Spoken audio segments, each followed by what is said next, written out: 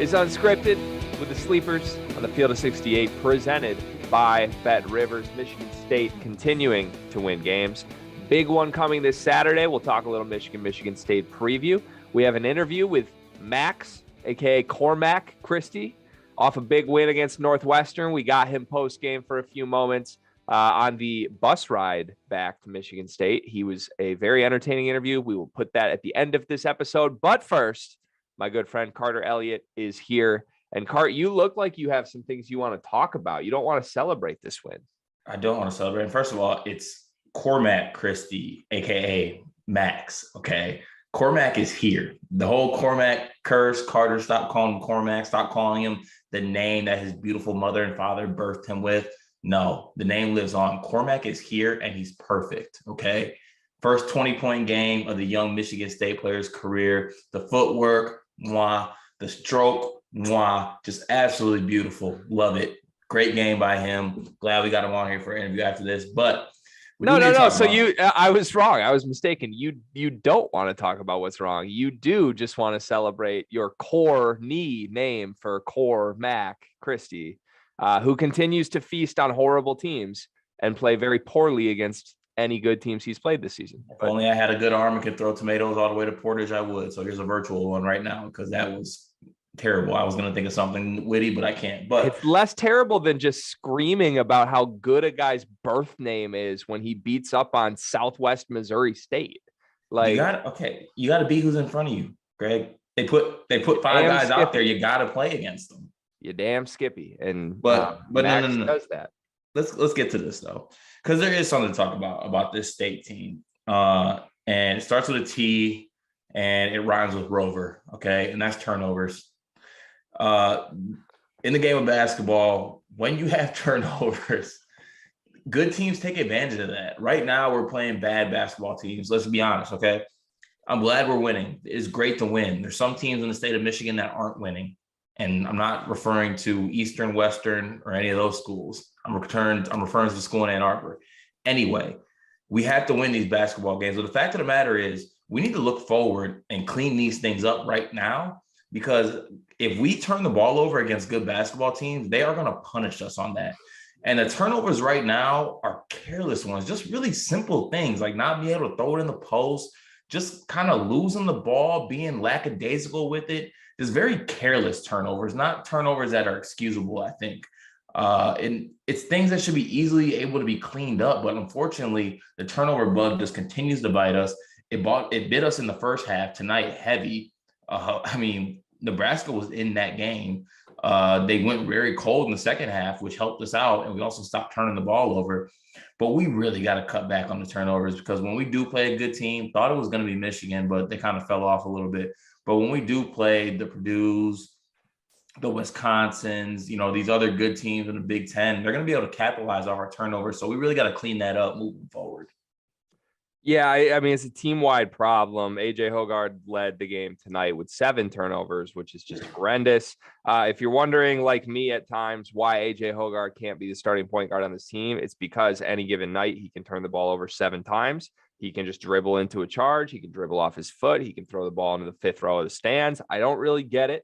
He's a guy who has a lot of great vision. I think he leads the country in assist rate, and yet there's downside there. The rest of the team obviously chipping in 12 turnovers themselves doesn't help. Hauser had 3, Christie had 3, Tyson had 2. And at this point, it feels like Tyson's job is just, hey, don't do anything wrong, and you can be our starting point guard. Thought Tyson had a really good second half. He finished with 10 points, 5 assists, 2 of those 2 turnovers. But before that, I think I texted you almost halftime. He was going on about 100 minutes of Michigan State basketball with 1 for 12 from the floor. Very tentative. So I still I feel like there's some bipolar nature to Tyson Walker's performances.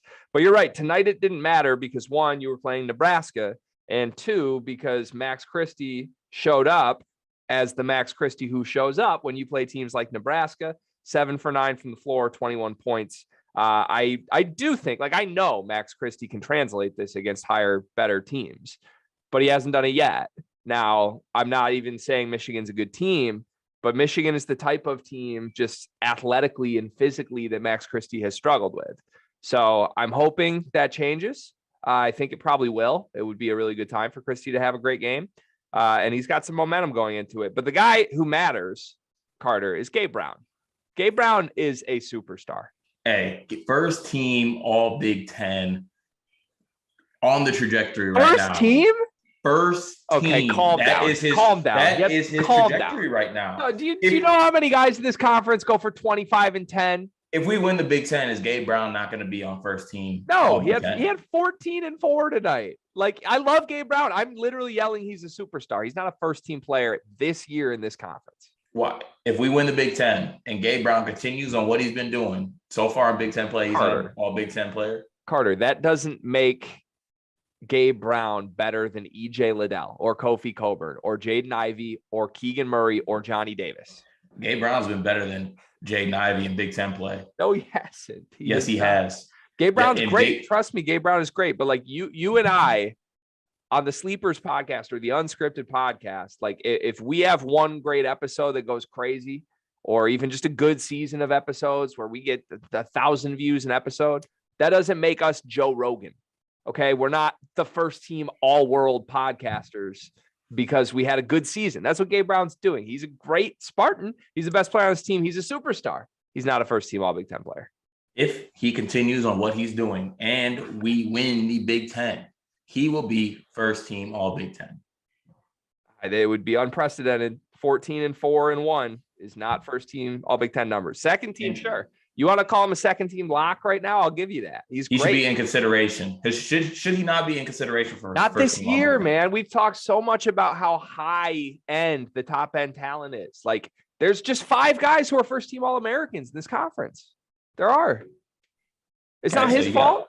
It's not Gabe Brown's fault. I understand what you're saying, but they judge off Big Ten play. If the award is you play for a great coach and a really balanced, great team, and you're the best player, then sure. But like, I don't think that's how first team All Big Ten works this year. Okay. You know what? Next episode, I'm coming with the receipts and the numbers for you. Because right now I can only get season numbers, but God forbid when I break those down by Big Ten conference, you're going to be shocked. Most improved player. Sure. Like I started this sentence in this. He's not most improved either. The biggest role improvement. Sure. Whatever you want to call him. Like, he's very improved. Whether you want to say he would have been great last year or not, like, he's very improved. Yeah, he is. But when you talk about most improved players in the Big Ten, good Lord. Keegan, Johnny Davis. I mean, if you're saying he can't compete with Keegan for most improved, he can't compete with Keegan for first team All Big Ten. There's 5 guys. There's only one most improved. All right, we're getting off the rails. I mean, this is conductor cart. I'm bringing us back on because you're out of control. This is what people should expect from Michigan State episode this week. All right, let's just go up and down the roster again. Marcus Bingham, 2 for 4 tonight, 4 points, 4 rebounds, 0 blocks. It seems like there was a little bit of Izzo losing faith in Marcus Bingham tonight. Not exactly a great time for that to happen. I got flashbacks. I know I always said it closing the book on last year, but the book fell off the shelf and a page flipped open and I saw a little bit of last year in him. I get it. I get what Tom's doing. Obviously there was something he was doing out there that he didn't like. To be honest, I didn't see it necessarily. Maybe it was a defensive breakdown because Walker on Nebraska has some pretty easy baskets. What I thought that Marcus could have been in better position. He was basically just giving up post position. And Walker was able to put him under the basket and score. But I feel like up until this point of the year, like maybe have a talk with them. But I think Marcus Bingham has earned the respect and the right not to have messages sent toward him and to bench him for that long. I mean, he sat for a long stretch of that second half. Do you have his minute total right now in front of you? I don't. Okay. I'm gonna look it up right now, but I'd like to know your thoughts on it because it looked like Bingham probably played under 15 minutes, to be honest. Yeah, you said you know what he's doing. I want to know what's he doing. What is Tom Izzo doing to his starting center? I don't know. Maybe something like you're letting that. You're no disrespect to Walker, but you're letting a guy like Walker do that to you right now. What's Hunter Dickinson going to do to you on Sunday or on Saturday? Like you can't. Okay, well here's my question. What's Hunter Dickinson going to do to Julius Marble on Sunday? What's Hunter Dickinson going to do to Madi Sissoko on Sunday? That's food. That's football. So this is like, look, at some point you got what you got. And if you want to send a message, okay, I would argue Tom Izzo sends a message to Marcus Bingham the 17th minute and 30 seconds in the first half of every single game when he benches him. Like, no, that's fatigue. We're done with the cute games, is what I'm saying. Like, do you need to send messages to your fourth year senior at this point? No, you shouldn't have to. But also, like, if you're gonna send a message, send it in this Nebraska game. Also, well, coaches love to send messages. Greg, you're a coach. You've never sent messages. I pull a kid out and I tell him something. Then if he's my best player, I get him right back in the game. Okay. I'm also notoriously a player's coach. I'm not a Tom Izzo type. So it is what it is. I mean, all right. But anyway, I mean, do it in a game like this. Like, it's not the biggest deal. Don't want to see it carry over or anything like that, because we're going to need, I wish Marcus Bingham had the lungs to play 30 minutes a game, because he deserves to be out there 30 minutes a game. Yeah, I mean, the larger issue is, if it's not Bingham, did you still get the production from the spot? And tonight, the centers, the three of them, tallied 7 points, 10 rebounds, and 3 fouls total. I mean, I guess the rebounds aren't horrible, but like and they got outplayed by Walker from Nebraska. Yeah. Walker had a field day. Yeah, and this is a group. I mean, a group. When I say group, I mean Bingham and Marble, but Bingham and Marble have combined for 24 points, 18 rebounds, quite a few games this year. So, yeah, Nebraska is probably the least intimidating front court in the Big Ten. I feel pretty confident saying that. So, again, a night, maybe it's okay to send a message, but I don't think it bodes well that we had these problems happening in the front court tonight, because, I mean, if this is going to happen against Nebraska, God forbid that happen against any of the good teams in the Big Ten. Yeah, I know. This is the one thing, and, we praised Marcus Bingham all year, and for good reason. I think he's been great this year. But the one thing, if I did have to nitpick at him, would be that because he does have that length, he's able to make up for guys pinning him under the basket. But at the same time, you saw tonight, Walker, he was able to use his big body and get that post position and put Bingham so far under the rim that he couldn't block the shot. Now, that might be a theory moving forward. I mean, you're playing guys like Kofi. You're playing guys like Edey, Travion. I mean, list goes on and on. Hunter Dickinson.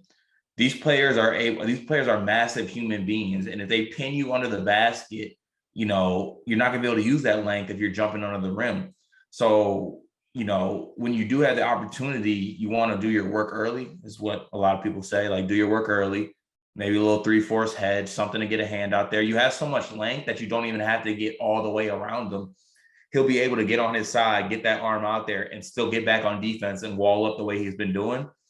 But that little bit of extra early work will prevent him from getting pinned underneath the basket so much, like he saw tonight. So, it was alarming, but also all in all, like, tonight didn't feel great. Like, yeah, we won, but it's just like we're playing such bad teams and we're showing tendencies that I can just picture. All I can think of is looking ahead is playing good teams and what a good team will do if we turn the ball over like this and we let dominant post players get positioned like that. It's not going to turn out well. And then we're going to look back on it and be like, oh shit, that's what we were talking about when we talked earlier in the year. Yeah. So let me give you my take on that, because you're right. I mean, 100%, I think this is a product of the stretch of teams they've played. And I don't want to call it boredom, but I mean, this was a classic look ahead spot. People ask me, are you betting this? Are you going to BetRivers and plugging in Michigan State -15 tonight? And I'm like, honestly, I'm staying away, because this should be a blowout. Even if it is a blowout, like, do I trust that there's not going to be weird lineups? Do I trust that Izzo's not going to rest guys? Do I trust that they're not just going to be totally unmotivated looking ahead? And I thought there was a mix of all three of those tonight.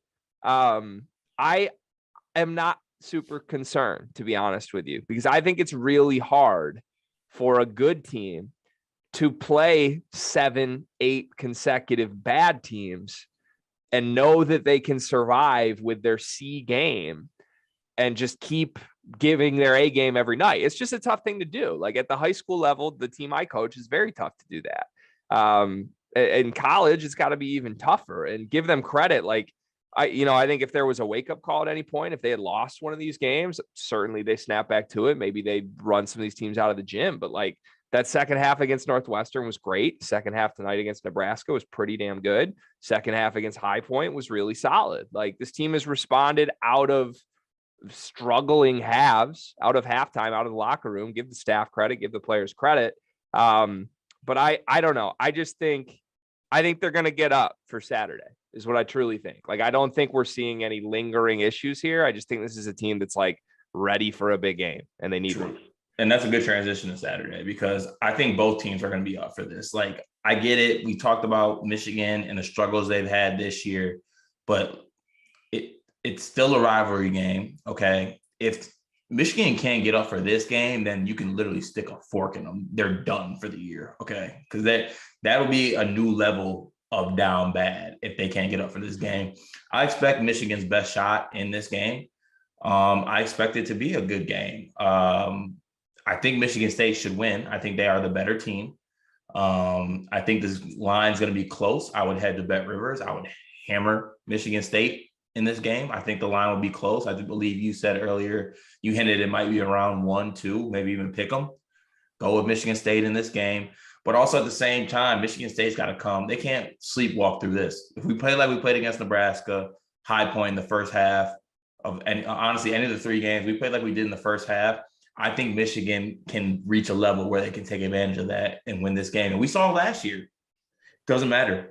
Michigan State, one of the worst years in Michigan State basketball history, somehow we pull out a dub against Michigan when Michigan was playing some of the best basketball of the season last year. So it's a rivalry game, got to get up for it, but I expect Michigan State to win this basketball game. So I do think it's going to open as a pick 'em. That is my guess. That was my guess pre-Rutgers. I don't necessarily think it's going to change. If anything, I do think Michigan State might open up as a 1 or a 2-point favorite, partially due to fear that Michigan will miss a couple guys to COVID, now that that's public knowledge. I am torn on this, Cart, because you say, like, you do think Michigan can get up, and they haven't gotten up this season, but you think they can get up. They definitely need to get up. I would say, as someone who watches Michigan basketball, this game is their entire season. If they lose this game, they're 7-7, staring at Purdue and Illinois next week. I mean, this game is their season. To me, you don't lose this game and bounce back. You just don't. With the way they're spiraling, I don't see that happening. And it's tough it's tough to play a team that knows that too. Like, they're going to come in with the mindset that it's like lose, go home. Like, you lose, you're done. Like, this is it. And on the other end, if I'm in Michigan State's locker room, Michigan State players, this is the prime opportunity. You can beat your rival, stick a fork in their asses, and just absolutely kill all hope and put them into the oblivion that is Illinois and Purdue for the next 2 games. Whatever happens there. And then we have a stretch of games that are winnable after that. Like, it is very, very attainable that we'll be like 9-0 in the Big Ten. Yeah, I mean, somebody has a deal with the devil here with Michigan State's schedule. I mean, the schedule was just built for them to start 18-2, but they're taking care of business. Give them credit. But here's my thing. I don't think Michigan is capable of getting up. I don't. I haven't said this on record yet. I'm officially saying it here on the Field of 68's unscripted Michigan State show. I don't think this Michigan team has heart. I don't think they have a pulse. I think this Michigan team is my grandpa without his pills. They can't get up. They can't do it. I'm just saying, like, they're talented, but it doesn't matter. The pieces aren't there. Hunter Dickinson doesn't want to be there. Eli Brooks is heartbroken. He goes to the podium after every single loss and is just more deflated than I've ever seen a college basketball player. You got 5 guys who have never played in this rivalry that are going to play in this game. You think they're ready for that? You think Michigan in general as a program cares about this rivalry as much as Michigan State? Because we've talked to former players. That's not the case. I mean, this is embedded in Michigan State's ethos that you beat Michigan. And this is a Michigan State team that's really good and really tough and ready for this game, ready to just absolutely 2 hands, stick the knife, Dexter style, in their rival. And I think you have a Michigan team that isn't capable of getting up, quite frankly. I sense blowout. If Michigan State does what they can do, I think this is a 20-point win for Michigan State. Yeah, and that's sad if Michigan can't, get up for this game. It's sad for them. For me, when you prey on someone's downfall and then you actually watch that downfall happen, it hits a little different. But at the same time, I want Michigan to beat, if we beat Michigan this week, yeah, we're supposed to beat Michigan. They're not that good. You know what I'm saying? So here's the thing. Here's an angle here. I, for years, have had a running theory. I don't want to call it an agenda. I would say it's an observation or theory that the more talented team has been the team that has struggled in this series for a lot of years running now. And last year they split, so you can't necessarily take that into consideration. But the prior years, you had Jaren Jackson, Miles Bridges, Michigan State team. That team by far was way better than the Michigan team that year. I believe Michigan took both that season. The year either before or after that, you had Iggy Brasdakis, Jordan Poole, Charles Matthews, Simpson Teskey. That team was nasty. And they got swept 3 times by our team was nasty too, though. It was a Michigan State team that ended up being very good, but it was a team that it was Kenny Goins and Matt McQuaid.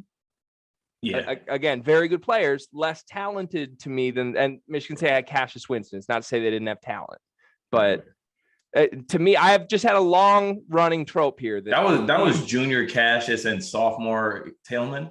Yeah, it was really Cassius and Tillman's first years being the guys. It wasn't, right. And Tillman didn't even come on until late in that year. Yeah, so it was a good team. Okay. Don't get me wrong, very good team. They ended up making a Final Four that year and beating Duke. They were very good, but that's just been an observation of mine that the team that on paper has more talent has lost the series more often than not. Now, I don't know how to apply that this year. So I think that theory fails though, because Cassius's senior year, we were the more talented team and we swept you guys that year. I don't even remember who Michigan had. That was Cassius. Michigan had Xavier Simpson. I think it was senior year Simpson. I can't remember who else was on that team. Why can't I think about who was on that team? Senior Simpson, freshman year Franz. Oh yeah, the Juwan's first year. No, yeah. Didn't they split that year? We should know this. We should have came prepared with this. I know we wanted the Breslin. I thought they split that year. We might have split. You might be right. But anywho, if your theory reigns true, which, by the way, side note, if we had a book of all your theories, over or under 500 pages? I might have 120 theories. Think? Well, I thought it'd be a lot more than that. Yeah, I'm pretty solid here. Okay, a couple sub theories in there, but who's counting?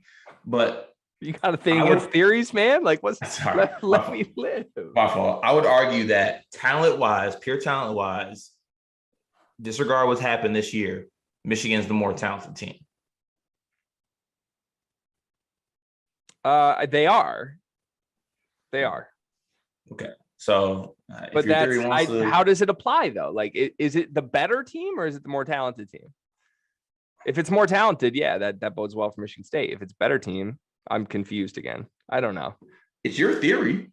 I think it's more talented, so it probably bodes well for Michigan State. Okay. But also, weird shit happens in rivalries, right? Yeah. Also, yeah, it's a rivalry game, and it's not just a rivalry game. It's Michigan State. It means something. You're right. By the way, I think it means. I believe Michigan State swept Michigan that year that you were talking about. Yeah, that's what I thought. But the other years, your theory remains true. Even last year, you guys are the more talented team and we split. Yeah. So the theory remains true. But we need to win this game. I think we have some extra motivation too. Oh, I lied. They split. I lied. God damn it, Greg. I lied. Okay. I couldn't read this Wikipedia article. I'm sorry. It's late. Okay, where are you going with this? Basically, what I was going to say is the reasons why I think Michigan State's going to win. One, straight up, I think they're the better team, playing the better basketball right now. I think Michigan's down bad. I've been waiting for them to kind of kick it into gear and play a little better. They're not showing any sign of fight.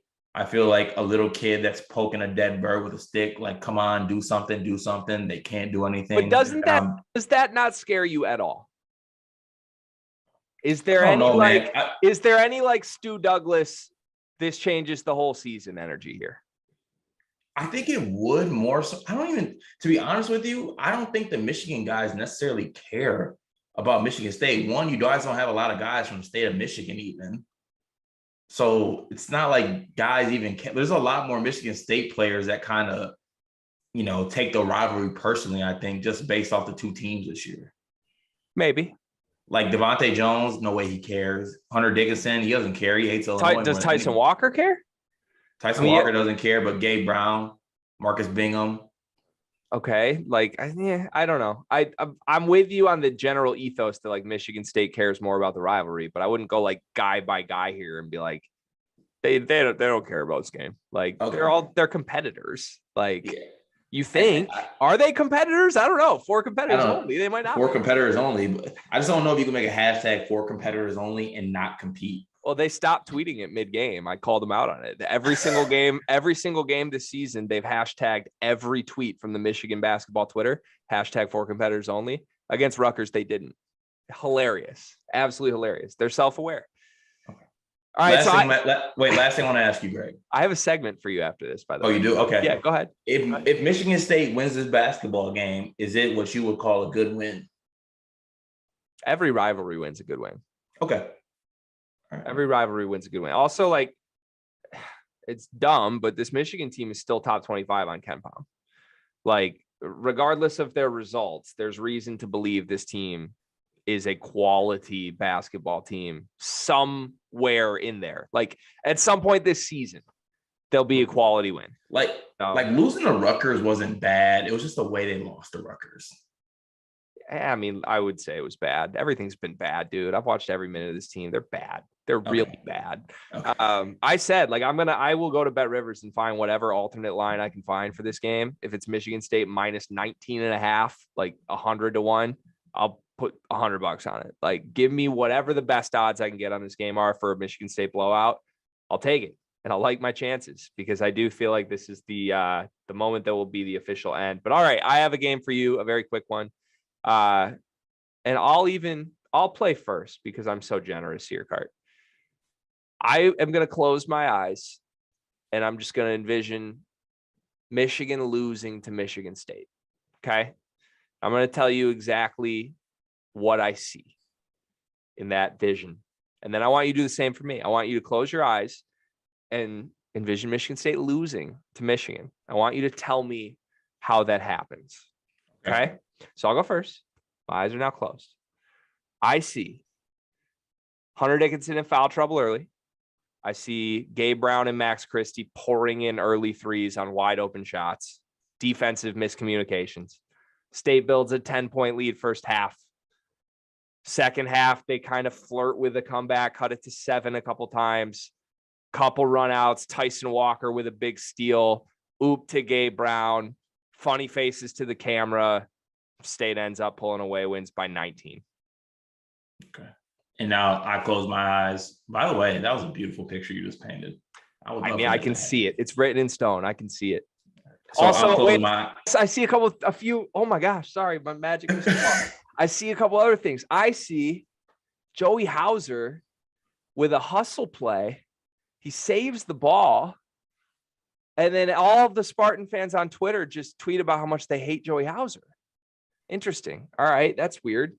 And I also see Malik Hall going for 0-0-0 and 3 turnovers in the first half, followed by 6-6 and 6 in the second half. Those things really sound very, very on brand, right? Yeah, solid. Yeah. All right. So I'm doing eyes closed. Michigan State loses, correct? Correct. I want to hear you squirm here. I want you to tell me how this happens. All right. So don't mean to steal your thunder, but early foul trouble for Bingham.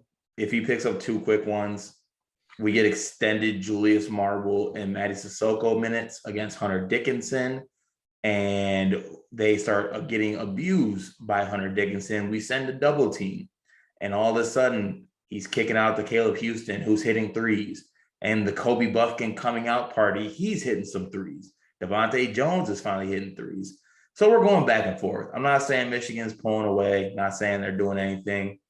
Our turnover troubles continue. Devontae Jones is hounding the ball handlers, bringing it up the court. We're having a bunch of careless turnovers. Izzo's pissed. Tyson looks defeated. AJ Hoggard looks defeated. The whole team looks defeated. Malik Hall has 11, 10, and 2 at half. Okay, so we go into half. We're down 5. Okay, we come out the second half. Marcus Bingham, another foul. We're in shambles. Okay, Julius Marble, Matty Sissoko checking Hunter Dickinson. Hunter has a fresh haircut, not that Dwight Schrute comb over he's been rocking the next couple games. Hunter has an absolute all-American dominant performance, anchors the paint, and all the shots going in on 3 really motivate this Michigan team to not make defensive errors and not make defensive mistakes, and they really lock in and they get their season back on track. Michigan wins the game by 7 points with a couple late free throws to pull away. Wow. Kudos to you for being a big person there and getting through that. I know that was hard for you. I thought you were somehow going to spin that and just be like, and Gabe hits a big one down the stretch and take it back. So the one thing that I don't think happened in either of our doomsday scenarios here is like a tie game with 2 minutes left. I have a question for you. If it's a tie game with 2 minutes left, would you rather be Michigan or Michigan State in that spot, mentally and emotionally? Because neither one has really been, I guess Michigan's lost a couple close games like that. Yeah, I think I lean Michigan State only because we've been in a situation before. Just was like the Loyola game? Yeah. UConn? Yeah, I'll say UConn. I mean, yeah, do we want to say Northwestern? I mean, it was closer. Yeah, sure. I guess I don't know. In my head when I posed that question, I kind of pictured like there's a scenario where Michigan State crumbles down the stretch in Ann Arbor. See, I more so look at it this way. When faced with adversity and pressure this year, Michigan's done nothing but crumble. That's true. And when we got faced with it, we've, more so honestly, Gabe Brown stepped up. So I would say this. I think the first 8 minutes of the game are critical. I think if it's the under 8 in the first half and it's a 1-possession game, that bodes well for Michigan. I think if State jumps on them early, it's done. I think honestly, picturing this game, no Michigan State, anything aside, like all I can see in my head is the refs taking over this game. Like that'd be terrible. It happens. No, but it just ruins the one thing you left out of your Michigan State doomsday scenario, which I guarantee, if somehow Michigan State loses this game, which I don't think will happen, I guarantee thing that is bullet number 1 with a gold star will be Marcus Bingham benched for major stretches, not due to foul trouble. That cannot happen. That's the only way. I don't know what Marcus Bingham's career high in minutes is, but he needs to shatter it. He needs to. The only way I see Michigan having a chance at all is literally just Bingham's on the bench for massive stretches of this game. And Hunter gets hot early. He gets going. He gets cocky. He's talking that shit. He's got his earrings in. Like, he's ready to go. That's the only way. That's the only way. No, we need Marcus in the game. I actually found myself, when our backup fives are playing, sometimes I go on WebMD and ask if a human can live with one lung, because I would gladly give one of my lungs to Marcus Bingham so he could have some more stamina on the basketball court. You said you threw tomatoes at me. I just want to tell you that's the least original joke that you've ever said, because I've seen 17 different members of Spartan Twitter tweet that in the last 2 weeks. But damn it, the hell. It's okay. That's not a good look. It's all right. All right. Should we go on record with an official prediction and then let the people listen to our interview with Max Christie? Yep. I'll start. I got Michigan State 75, Michigan 62. I'm going Michigan State 84, Michigan 61. Wow. And I think it could even be uglier than that. I think Michigan's going to leave wide open shots early.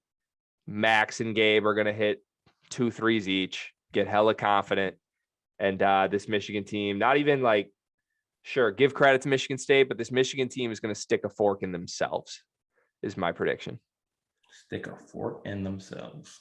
Yeah, like it'll be self-enforced, and they'll quit on each other more than anything else. And Michigan State will take advantage and keep their rightful place as first in the Big Ten, which has been a very impressive start. The rightful place where? First in the Big Ten. In what conference? The Big Ten Conference. It feels great at the top. Blessed to be here. Not all teams can be here. Go green, go white. I can't believe I've had to sit through this exact thing from you twice today. I cannot believe I subject myself to this nonsense. Blame the Michigan State Spartans because all we do is win, baby. Blame the schedule makers in the Big Ten Conference for letting the happen. Good God. All right. That was a great episode. Yeah, that was one of our worst, I would say, but it is what it is. We will be back next week, I'm sure, with reactions to this game. I'm sure it will be more of Carter's happiness and my misery. For now, please enjoy an interview that I got to do with Max Christie on the bus ride home from a win in Evanston against Northwestern. For us, we are Greg Waddell, Carter Elliott, Sleepers Media. We'll see you next week on Unscripted. All right, we are pleased to have Max Christie, Michigan State freshman star, with us. Max is coming off a big game in a road win, a bit of a homecoming win for him. Chicago kid. His mom was a 1,000-point scorer at Northwestern. Max, what was that like being in that environment with the family ties and then coming out with a victory? Yeah, it felt great, honestly. It was one of the games I was looking forward to a lot, just coming into Northwestern, because, I grew up in this program almost. My mom played here. I've been a ball boy for Northwestern, even when they played Michigan State back in the day. So I've been around that program for a while. And it felt really good just to come in and sort of, like you said, a homecoming game and just, play my game, do what I did, 10 points, 7 rebounds, and most importantly, get a win. So it felt good to be there for sure.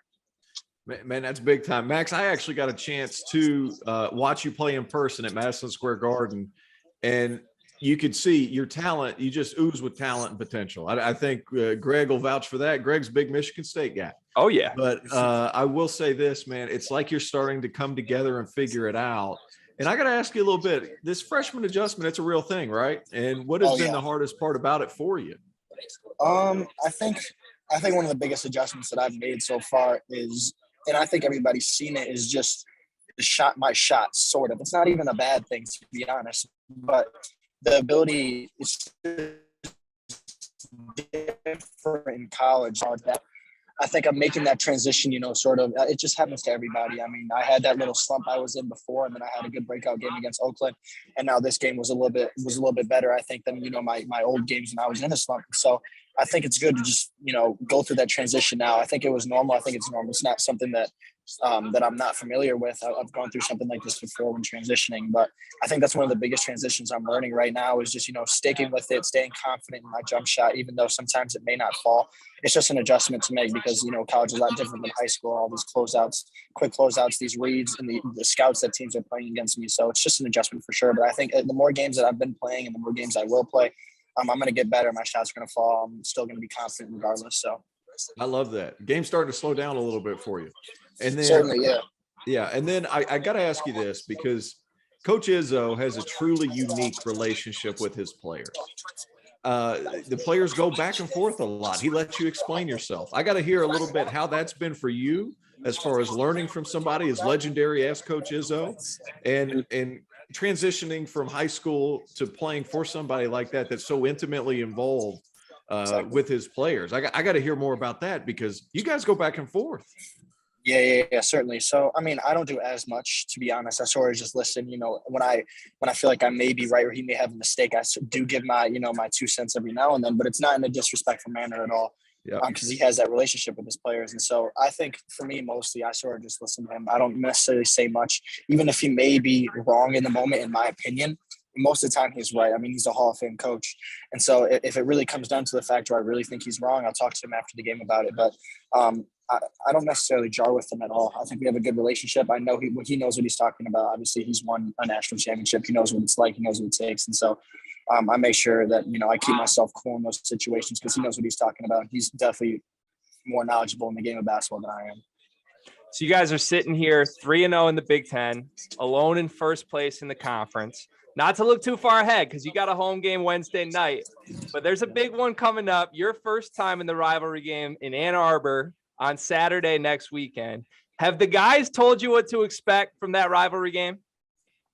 Oh yeah, we talk about it all the time. You know, that's our arch nemesis, our arch rival. And so we know we're going into enemy territory, real enemy territory. And so we're excited for that game. But like you said, we're not looking past Nebraska whatsoever. And so I'm excited for that game. That's, I think, 6 days, a week almost from now. And so that game's going to be fun. My first game, you know, getting into that rivalry. But we're looking forward to Nebraska first. And after that game, we'll look to Michigan for sure. Hey, I got 2 questions for you. First of all, and I'm kind of coming up impromptu on this one, so you're going to have to forgive me, Greg, but having guys like Malik on the team, having guys like Gabe on the team, you step right into the starting lineup and they just brought you right in and accepted you right away. That's got to be significant.